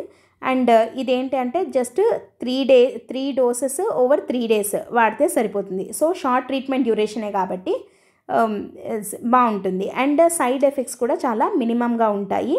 And unaffected by food intake తోటి కానీ సైడ్ ఎఫెక్ట్స్ కానీ ఏం ఉండకుండా ఉంటుంది బికాస్ ఆఫ్ దిస్ నఫిత్రోమైసిన్. అంటే దాని ఎఫికసీ అండ్ సేఫ్టీ రెండు బాగున్నాయి compared to other antibiotics. And దీని సిగ్నిఫికెన్స్ ఏంటి అని అంటే first new antibiotic in it's class in over 30 years. Last 30 yearsలో ఇది ఒక మేజర్ బ్రేక్ త్రూ అనమాట. ఫస్ట్ యాంటీబయాటిక్ ఈ టైప్ది రావడము. అండ్ 14 ఏళ్ల రీసెర్చ్ వర్త్ 500 crores ఖర్చు పెట్టిన తర్వాత విత్ క్లినికల్ ట్రయల్స్ ఇండియాలో, యుఎస్లో, యూరోప్లో అన్నిట్లో కండక్ట్ చేసిన తర్వాత దీన్ని తయారు చేయడం జరిగింది. సో దీన్ని బట్టే మనకు తెలుస్తుంది అది ఎంత ఎఫిషియెంట్, ఎంత సేఫ్ అని చెప్పి. అండ్ ఇండియా వచ్చేసి న్యూమోనియా బర్డన్ తోటి చాలా హెవీగా సఫర్ అవుతుంది, which constitute 23% of the global cases. మొత్తం వరల్డ్లో న్యూమోనియా కేసెస్ ఎన్ని ఉన్నాయో ఇండియాలో మాత్రమే 23% కేసెస్ ఉన్నాయి. సో అట్లాంటి న్యూమోనియాని అడ్రస్ చేయడానికి యాంటీబయాటిక్ వాడచ్చు అని అంటున్నాం కదా. సో కాబట్టి దానికోసం ఇది చాలా హెల్ప్ అవుతుంది. అండ్ ఇది ఎవరెవరు కలిపి డెవలప్ చేశారు అంటే ఇందాక మనం పైన చూసాం కదా బిరాక్ అని చెప్పి. సో ఆ BIRAC along with biotechnology industry partnership programme కింద BIPP కింద తయారు చేయడం జరిగిందనమాట. సో దీన్ని బట్టి మనకి ఏం తెలుస్తుంది అని అంటే ఇది వర్క్ హార్ట్ వాళ్ళు అలాంగ్ విత్ బిరాక్ తయారు చేయడం జరిగింది. సో అంటే ఇది ప్రైవేట్ ప్లేయర్, ఇది ఒక public player. So public private partnership యొక్క పవర్ని ఇది డెమాన్స్ట్రేట్ చేస్తుంది in advancing the health care innovation. So ఇట్లాంటి యాంటీబయాటిక్స్ని తయారు చేయడంలో, హెల్త్ కేర్ ఇన్నోవేషన్స్ని తీసుకొని రావడంలో పబ్లిక్ ప్రైవేట్ పార్ట్నర్షిప్ యొక్క ఇంపార్టెన్స్ ఎంత ఉంది అనేది, అంటే రెండు కలిసి కనుక యాక్ట్ చేస్తే మంచి మంచి ప్రోడక్ట్స్ని తయారు చేయొచ్చు అనేది దీని ద్వారా ప్రూవ్ అయిందనమాట. సో ఇంకా అప్రూవల్ ఏమైనా పెండింగ్ ఉందా అని అంటే CDSO వాళ్ళు, CDSCO central drug standard control organization అంటారు కదా. సో దీని నుంచి ఫైనల్ అప్రూవల్ ఒకటి పెండింగ్ ఉంది. సో ఒకవేళ ఈ అప్రూవల్ కనుక వస్తే ఇది మేజర్ గేమ్ చేంజర్ అవుతుందన్నమాట ఇన్ అడ్రసింగ్ ఈ న్యూమోనియా కానీ AMR కానీ. అండ్ దీని ఇంపార్టెన్స్ ఏంటి, ఇండియాలో తయారైన ఫస్ట్ యాంటీబయాటిక్, ఇండిజినస్లీ బిల్ట్ యాంటీబయాటిక్ ఇది నెఫిత్రోమైసిన్ దాని పేరు, which is a very good alternative, 10 times more effective than that of azithromycin. Okay, దీని ట్రేడ్ నేమ్ ఏంటి అంటే మిక్నాఫ్. ఈ రెండిట్లో ఏదైనా అడగచ్చు. Okay, let us move on to the last article ఏంటి అంటే సాగర్ మంథన్ 2024 అని చెప్పి జరిగింది. ఇండియాస్ మ్యారిటైమ్ విజన్ అనేది దీంట్లో చెప్పడం జరిగింది. ఇక్కడ కీ పాయింట్స్ కొన్ని ఉన్నాయి మనం ఇక్కడ చెప్పుకోవాల్సినవి. ఇక్కడ ఈ మ్యారిటైమ్ సెక్టార్ ఓవర్వ్యూ అని ఉందన్నమాట. సో దాని గురించి మనము ఈ ఆర్టికల్ని చూడాలి. ఓకేనా. సో ఇండియాలో 7,500 kilometers ఆఫ్ కోస్ట్ లైన్ ఉంది. అండ్ 12 మేజర్ పోర్ట్స్ ఉన్నాయి, 200 దాకా మైనర్ పోర్ట్స్ ఉన్నాయి. సో ఇవన్నీ గ్లోబల్ ట్రేడ్కి చాలా చాలా హెల్ప్ అవుతాయి. సో మ్యారిటైమ్ ట్రేడ్కి. And contributing 16% to global growth in 2023. It is set to become third largest economy in the next 3 years. ఇది బేసిక్గా ఇండియాకి సంబంధించిన కొన్ని ఫ్యూ ఫ్యాక్ట్స్ని మనం చెప్పుకుంటున్నాం. ఓకే, సో గ్లోబల్ గ్రోత్కి 16% ఇండియా కంట్రిబ్యూట్ చేయడం జరిగింది ఇన్ 2023. అండ్ ఇండియా నెక్స్ట్ 3 yearsలో థర్డ్ లార్జెస్ట్ ఎకానమీ అవ్వబోతున్నాం. ఆల్రెడీ మనం 5th లార్జెస్ట్ ఎకానమీ, ఇప్పుడు థర్డ్ లార్జెస్ట్ అవ్వబోతున్నాము ఇన్ నెక్స్ట్ 3 years. అండ్ మన దగ్గర కోస్ట్ లైన్ 7,500 kilometers ఉంది. మేజర్ పోర్ట్స్ 12 ఉన్నాయి, మైనర్ పోర్ట్స్ ఓవర్ 200 పోర్ట్స్ ఉన్నాయన్నమాట. సో మ్యారిటైమ్ విజన్ అనేది ఎంత స్ట్రాంగ్గా ఉండాలి అనేది మనకి దీని ద్వారా తెలుస్తుంది. ఎందుకంటే మనకి ఇంత ఉంది కదా, మనం దాన్ని యూటిలైజ్ చేసుకోగలగాలి కదా. సో కాబట్టి అట్లాంటి దానికోసం పెట్టిండేదే ఈ సాగర్ మంథన్ 2024 అనేది. ఈ launched programme Sagar Manthan. So అంటే ఏంటంటే ద గ్రేట్ ఓషన్ డైలాగ్ అనమాట, ఢిల్లీలో జరిగింది. ఇది దేన్ని ఫోకస్ చేస్తుంది, గ్లోబల్ సప్లై చైన్ని, బ్లూ ఎకానమీ అంటే లైక్ మ్యారిటైమ్ ఎకానమీ గురించి అండ్ మ్యారిటైమ్ లాజిస్టిక్స్ గురించి, సస్టైనబుల్ గ్రోత్ గురించి ఫోకస్ చేసింది సాగర్ మంథన్ 2024 అనేది. అండ్ ఇండియా యొక్క మ్యారిటైమ్ సెక్టార్ ఓవర్వ్యూ కొన్ని పాయింట్స్ ఉన్నాయి. అవి ఏంటంటే it handles 95% of the India's trade by volume and 70% by value. టోటల్గా ఇండియా ట్రేడ్లో 95% ట్రేడ్ బై వాల్యూమ్, అంటే వాల్యూమ్ వైజ్ చూస్తే మ్యారిటైమ్ ట్రేడే హ్యాండిల్ చేస్తుంది. అంటే ట్రేడ్ అంతా ఎక్కువగా మ్యారిటైమ్ త్రూ నేవీనే త్రూ సీనే అవుతోంది. అండ్ బై వాల్యూ వైజ్ చూస్తే 70% of the trade through seas and oceans, అంటే ఈ మ్యారిటైమ్ ద్వారానే అవుతున్నాయి, ట్రేడ్ ద్వారానే అవుతున్నాయి. అండ్ ఓవరాల్గా ఇండియాలో 1530 రిజిస్టర్డ్ షిప్స్ ఉన్నాయి. And India is the third largest ship recycler globally. And మన మేజర్ పోర్ట్స్ యొక్క కార్గో హ్యాండ్లింగ్ కెపాసిటీ 2014 కన్నా 24 అంటే ఈ 10 ఇయర్స్లో 87% ఇంక్రీజ్ అయ్యింది. అంటే దాన్ని బట్టి ఏం తెలుస్తుంది, మన కార్గో హ్యాండ్లింగ్ కెపాసిటీ అంత పెరిగింది అంటే అంత ట్రేడ్ పెరిగింది అని, అంత ఇన్ఫ్రాస్ట్రక్చర్ డెవలప్ అయ్యింది అని ఎక్కడ మేజర్ పోర్ట్స్లో. And Indian ports managed 819 million tons of cargo in FY 2024లో మాత్రమే 819 మిలియన్ టన్స్ ఆఫ్ కార్గోని మనం మేనేజ్ చేయగలిగాము. అండ్ మెర్చండైజ్ ఎక్స్పోర్ట్స్ ఎంత వర్త్ జరిగాయి అని అంటే $451 బిలియన్ వర్త్ ఎక్స్పోర్ట్స్ మన మర్చండైజ్ ఎక్స్పోర్ట్స్ జరిగాయి త్రూ పోర్ట్స్. అంటే త్రూ మ్యారిటైమ్ ట్రేడ్ మనం ఎంత ఎక్స్పోర్ట్స్ చేసాము, ఎంత వర్త్ ఎక్స్పోర్ట్స్ చేసాము అంటే $451 బిలియన్ వర్త్ ఎక్స్పోర్ట్స్ని మనం చేయడం జరిగిందనమాట. సో ఇంత ఇంపార్టెంట్ అని అంటున్నాం కదా, మరి గవర్నమెంట్ దీనికోసం తీసుకొని వచ్చినటువంటి ఇనిషియేటివ్స్, డెవలప్మెంట్స్ ఏమున్నాయి అంటే major ports reduced container turn around time to 22.57 hours, సర్పాసింగ్ global bench mark. So turn around time అంటే ఏంటి అంటే ఒక షిప్ పోర్ట్లోకి ఎంటర్ అయ్యి మళ్ళీ ఆ పోర్ట్లో నుంచి బయటికి వెళ్ళిపోయే టైంని టర్న్ అరౌండ్ టైం అంటాం. ఆ turn around time 22 hours, 22.57 hours అంటే లెస్ దాన్ 1 day ఒక షిప్ వచ్చి కార్గోని అంటే దాని నుంచి వచ్చి అంటే లైక్ ఇంపోర్ట్ ఏదో వచ్చి ఉంటుంది కదా, సో దాన్ని మొత్తము దింపేసి మళ్ళీ అది బయటికి వెళ్ళిపోయే టైంని టర్న్ అరౌండ్ టైం అంటాం. అది 22 hours అంటే లెస్ దాన్ ఏ డే అయ్యిందనమాట. అంటే ఇన్ఫ్రాస్ట్రక్చర్ అంత బాగుంది అని. మన పోర్ట్స్ యొక్క కార్గో హ్యాండ్లింగ్ కెపాసిటీ ఇందాక 87% పెరిగింది ఇన్ డెకేడ్ అన్నాం కదా, అందుకని టర్న్ అరౌండ్ టైం అంత తగ్గింది. అండ్ ఇది గ్లోబల్ బెంచ్ మార్క్ కన్నా ఎక్కువ ఉన్నాం. And fleet expansion, it plans to add 1000 ships, ఇంకా షిప్స్ని పెంచబోతున్నాం బై 2047. సో దాన్ని బట్టి మనకి ఈ ఫ్రైట్ కాస్ట్ అనేది తగ్గుతుంది, ట్రాన్స్పోర్టేషన్ కాస్ట్ అనేది తగ్గుతుంది. అండ్ ఇన్ఫ్రాస్ట్రక్చర్ ఎంత డెవలప్ చేశాము అని అంటే $82 billion of investments planned by 2035 కొత్తగా పెట్టబోతున్నాము. అండ్ ఇంకో కొత్త పోర్ట్ కూడా కన్స్ట్రక్ట్ చేయబోతున్నాము. ఇది ఆల్రెడీ మనం చెప్పుకున్నాము, న్యూస్లో ఉంది అని. వధవన్ పోర్ట్ మహారాష్ట్రలో, it has been approved for $9 billion. So కొత్తగా ఇప్పుడు ఇమీడియట్గా $9 బిలియన్ తోటి మహారాష్ట్రలో వధవన్ పోర్ట్ని కొత్తగా కన్స్ట్రక్ట్ చేయబోతున్నాము. అండ్ 2035 కల్లా ఇంకా అడిషనల్గా $82 billion we are going to spend. తర్వాత 2024లో షిప్ బిల్డింగ్ పాలసీని అప్డేట్ చేయడం జరిగింది. అండ్ కొత్తగా 313 వెజల్స్కి కొత్త వెజల్స్కి ఆర్డర్స్ వచ్చాయి వర్త్ 10,500 crores అనమాట. And green and digital shipping initiatives under Panchakarma Sankalp include green tugs, hydrogen hubs and smart ports. అంటే ఈ షిప్పింగ్ అనేది గ్రీన్గా ఉండేలాగా కూడా చూసుకుంటున్నాము ఇండియా తరపున. అండ్ గవర్నమెంట్ స్కీమ్స్ ఏమేమి ఉన్నాయంటే సాగర్మాల ప్రోగ్రామ్ ఉంది. సో ఈ సాగర్మాల ప్రోగ్రామ్ అనేది ఏం స్ట్రెస్ చేస్తుంది, పోర్ట్ లెడ్ డెవలప్మెంట్, పోర్ట్ ద్వారా డెవలప్మెంట్ ఎట్లా అని, with 3,714 crores sanction for 130 projects. So Sagarmala programme యొక్క అవుట్లే ఎంత అంటే 3,714 crores అనమాట. వీటి కింద 130 ప్రాజెక్ట్స్ని చేపట్టడం జరుగుతుంది. తర్వాత మ్యారిటైమ్ ఇండియా విజన్ 2030 అని చెప్పి ఒక డాక్యుమెంట్ని రిలీజ్ చేయడం జరిగింది. To harmonise sectoral growth through 150+ ఇనిషియేటివ్స్ ద్వారా మ్యారిటైమ్ ఇండియా విజన్ అనేది డాక్యుమెంట్ని రిలీజ్ చేశారు. అండ్ అంతేకాకుండా అంటే ఈ పోర్ట్స్ ఇవే కాకుండా ఇన్లాండ్ వాటర్ వేస్ని కూడా డెవలప్ చేయడము అనేది కూడా దీంట్లో ఒక పార్ట్గా ఉంది. Based on that 26 new national water వేస్ని ఐడెంటిఫై చేసి ఆ నేషనల్ వాటర్ వేస్ అంటే ఇన్లాండ్ సముద్రం అని కాకుండా మిగతా రివర్స్ ఏవైతే ఉన్నాయో వాటిని యూజ్ చేసుకొని కంజెషన్ని తగ్గించి ట్రాన్స్పోర్టేషన్ కాస్ట్ని తగ్గించడానికి కొత్తగా 26 వాటర్ వేస్ని డెవలప్ చేయాలి అనేది కూడా ఇంక్లూడ్ అయ్యింది. And green tug transition programme అంటే కన్వెన్షనల్ టగ్స్ బదులు ఎకో ఫ్రెండ్లీ ఆల్టర్నేటివ్స్కి షిఫ్ట్ అవ్వడం బై 2040. ఇవి సముద్ర మంథన్ 2024లో భాగంగా డిస్కస్ చేసినటువంటి పాయింట్స్ అనమాట. ఓకేనా. So these are the important articles from PIB from November 16th to 23rd. So ఈ మధ్య వచ్చిన ఆర్టికల్స్ ఇవి. దాంట్లో COP29 వెరీ ఇంపార్టెంట్. మనము సమ్మరీ అంతా చెప్పుకున్నాము. డీటెయిల్డ్ వచ్చేసి మీకు క్లియర్గా PDFలో ఇవ్వడం జరిగింది. ఏమైనా డౌట్స్ ఉంటే కామెంట్ చేయండి. ఓకేనా.